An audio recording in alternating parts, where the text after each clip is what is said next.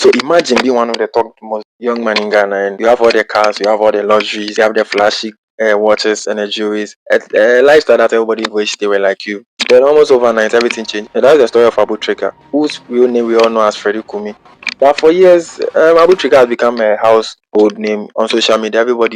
Every post showed a car, a luxury life, houses, some first class travels, and many more. And some stacks of money. He really flaunted them on social media.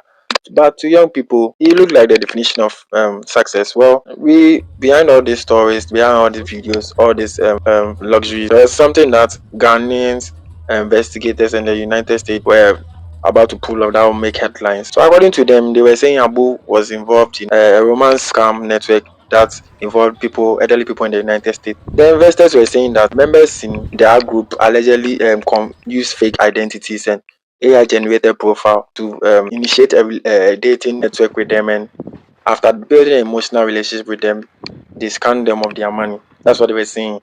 They were saying that they use some way, sometimes some fake identities, sometimes some fake investments, sometimes some fake made up stories. Then take they extort money from them. How true that one is, we don't know. It's allegedly. But one thing we all can't deny is the fact that the Abu was a man like fronting his luxuries online, the stacks, many stacks of money, and so people were even wondering where he was getting the money from. So I think that was the reason why people really saw him, and the FBI started investigating. So a lifestyle that made people admire him very much. I wanted to copy. Whether all these assets were personally owned from different source or where the source was from, we all didn't know. But it became a huge part of the image that made him very popular. People knew him for that. Was very popular for that. Then the turning point in December 2025, where Yoko, working together with the FBI and other international enforcement agency, arrested Abu in Ghana. But they wanted to take him to the United States. But this news exploded social media very well.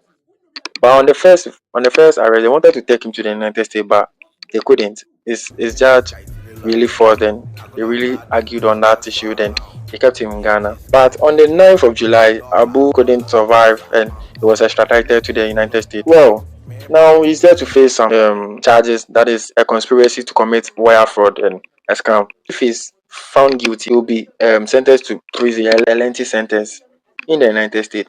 But the case is still ongoing. If he's found guilty, he will face the consequence. I've seen rumors of the people posting that Abu has been sentenced in 20 years in prison. That is not true. He's still facing trial in the United States. His arrest and extradition has made people talking.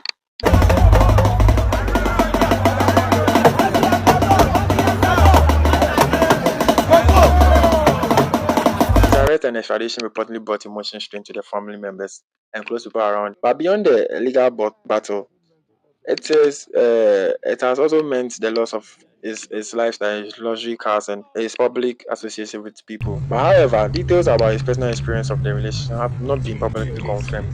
So much of that remains private. Today, Abu's story has become one of the biggest conversations in Ghana. For some, it's a warning that international cybercrime in Ghana can catch up with anybody wherever you are. But for others, it's a reminder not to measure success by expensive cars and flashy lifestyle. And for many people, it's also a reminder that everyone also deserves a fair trial, and that final judgment belongs to the courts, not social media. So what do you think? Is Abu story a lesson about chasing appearance, or people should wait until the court delivers a final verdict on him? Share your thoughts in the comment section. This is Extra Bars. I'm out.